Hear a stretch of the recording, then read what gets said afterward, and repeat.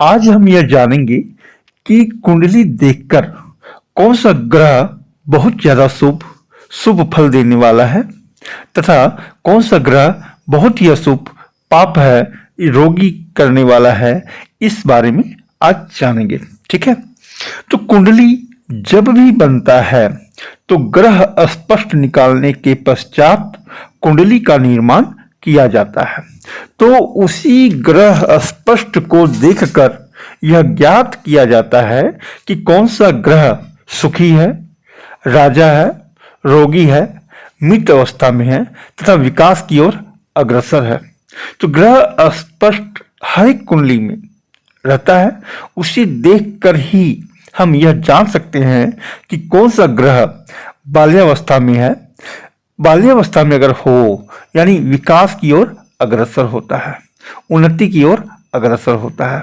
ठीक है, अगर वही ग्रह किशोरावस्था या कुमारा अवस्था में हो तो अधिक शुभ फल देने वाला होता है। ठीक है, और अगर वही ग्रह युवा अवस्था में हो तो पूर्ण शक्तिमान, पूर्ण शुभदायक, पूर्ण फल देने वाला होता है। और वृद्धावस्था में हो तो शुभ कार्य करने में असमर्थ तथा अशुभ कार्य में संपन्न होता है। मृतावस्था में हो तो अत्यधिक अशुभ फल प्रदान करने वाला होता है। तो हमें यह जानना है, आसानी पूर्वक से समझने का प्रयास करेंगे कि कोई ग्रह अगर विषम राशि में हो यानी 1 मेष राशि, 3 मिथुन राशि, 5 सिंह राशि, 7 तुला राशि, 9 धनु राशि, 11 कुंभ राशि, ये राशि विषम राशि कहलाती है। अगर इसमें 0 से 6 अंश तक हो तो वही 0 राशि रहता तो क्या होता, 0 राशि 5 अंश 16 कला 12 विकला, यानी आपका वह विषम राशि हो गया क्योंकि वह मेष राशि आ गया। ठीक है ना, तो बाल्यावस्था में अगर है तो वह जो है विकास की ओर अग्रसर होता है, उन्नति की ओर अग्रसर होता है, मतलब कि विकास करने का प्रयत्न करता है और वो विकास की शुरू होती है। ठीक है, अगर वही राशि सम में हो, 2 वृष राशि, 4 कर्क राशि, 6 कन्या राशि, 8 वृश्चिक राशि, 10 मकर राशि, 12 मीन राशि। ठीक है, इन चीजों को आप जरूर नोट कर लेंगे कि कौन कौन सी राशि सम है, कौन कौन सा विषम है। ठीक है ना, तो 0 से 6 डिग्री में हो तो ऐसी राशि अगर सम में है तो वह मृतावस्था कहते हैं। ठीक है, मृतावस्था के मतलब समझ ही गए होंगे कि मृतावस्था यानी अत्यधिक अशुभ फल देने वाला ग्रह होता है। ठीक है, अगर वही ग्रह विषम राशि में 7 अंश से 12 अंश तक हो तो वो कुमारावस्था यानी अधिक शुभ फल देने वाला होता है। ठीक है, अगर वही ग्रह सम में अगर है तो 7 अंश से 12 अंश तक अगर सम में है तो उसे वृद्धावस्था कहते हैं। ठीक है, यानी शुभ कार्य करने में असमर्थता होती है।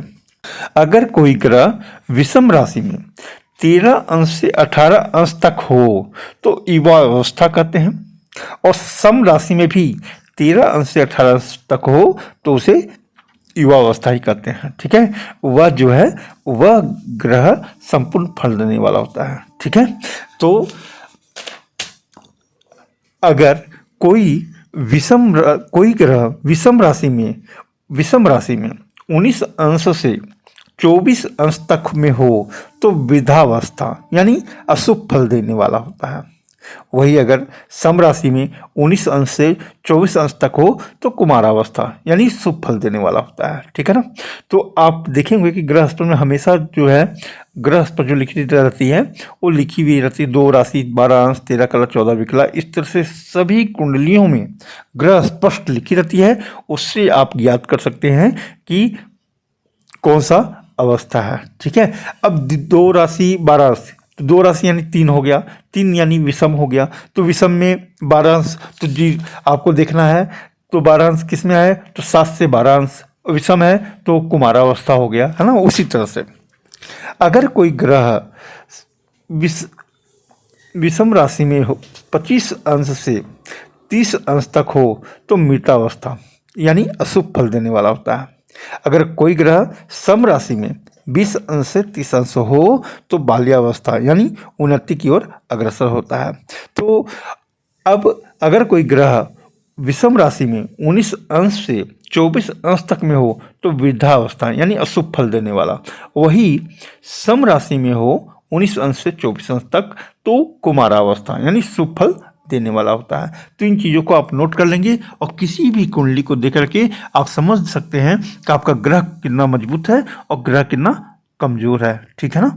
तो आशा करता हूँ कि आगे आपको और भी वीडियो बनाऊंगा। आप इस वीडियो को लाइक शेयर और सब्सक्राइब अवश्य करेंगे। धन्यवाद।